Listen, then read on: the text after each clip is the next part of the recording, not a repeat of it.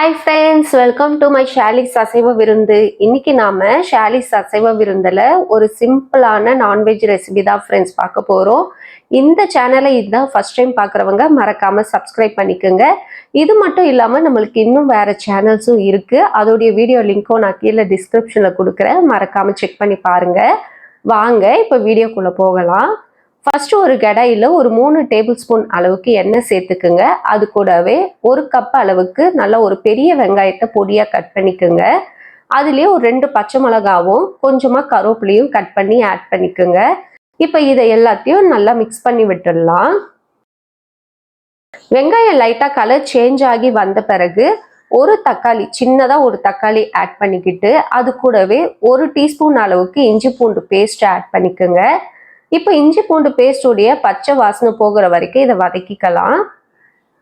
இது வதங்கும் போது ஒரு 1/4 டீஸ்பூன் அளவுக்கு மஞ்சள் தூள் சேர்த்துக்கிட்டு ஒரு 1/2 டீஸ்பூன் அளவுக்கு மிளகு தூளும் 1/4 டீஸ்பூன் அளவுக்கு தனி மிளகாய் தூள் 1/4 டீஸ்பூன் கரம் மசாலா பவுடர் சேர்த்துக்குங்க. தேவையான அளவுக்கு உப்பும் ஆட் பண்ணிக்கோங்க. இப்போ இது எல்லாத்தையும் ஒரு 2 செகண்டுக்கு நல்லா மிக்ஸ் பண்ணி விட்டுருங்க. இந்த மாதிரி நல்லா மிக்ஸ் ஆகி வந்த பிறகு நான் ஒரு 6 முட்டையை இப்போ உடச்சி இதில் ஆட் பண்ணிக்கிறேன்.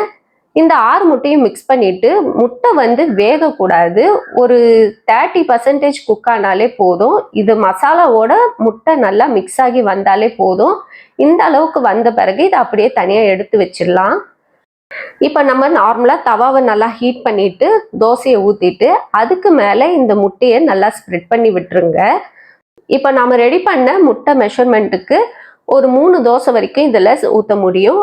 நீங்கள் நிறைய முட்டை ஆட் பண்ணி ஊற்றுறீங்கன்னா 2 தோசை தான் ஊற்ற முடியும். நீங்கள் அதுக்கேற்ற மாதிரி முட்டையோட அளவும் வெங்காயம் மசாலாவுடைய அளவை இன்க்ரீஸ் பண்ணிக்கோங்க. இதை நல்லா ஸ்ப்ரெட் பண்ணி விட்டுட்டு ஒரு பக்கம் நல்லா வெந்த பிறகு இன்னொரு பக்கமும் திருப்பி போட்டுக்குங்க. தேவையான அளவுக்கு எண்ணெயும் ஆட் பண்ணிக்கோங்க. இப்போ ஒரு சூப்பரான அருமையான முட்டை தோசை நம்மளுக்கு ரெடி ஆயிடுச்சு. இதுக்கு தொட்டுக்க எதுவுமே வேணும்னு அவசியமே இல்லை, அப்படியே சாப்பிடலாம். ரொம்ப சிம்பிளா இருக்கும், குயிக்கா செஞ்சிடலாம். இந்த வீடியோ உங்களுக்கு பிடிச்சிருந்ததுன்னா மறக்காம லைக் பண்ணுங்க, ஷேர் பண்ணுங்க, சப்ஸ்கிரைப் பண்ணுங்க ஃப்ரெண்ட்ஸ். நம்மளுடைய எல்லா சேனலுடைய வீடியோ லிங்க்கையும் நான் கீழே கொடுக்குறேன், அதையும் மறக்காம செக் பண்ணி பாருங்க. இன்னொரு வீடியோல உங்களை சந்திக்கிறேன். பாய் பாய் ஃப்ரெண்ட்ஸ்.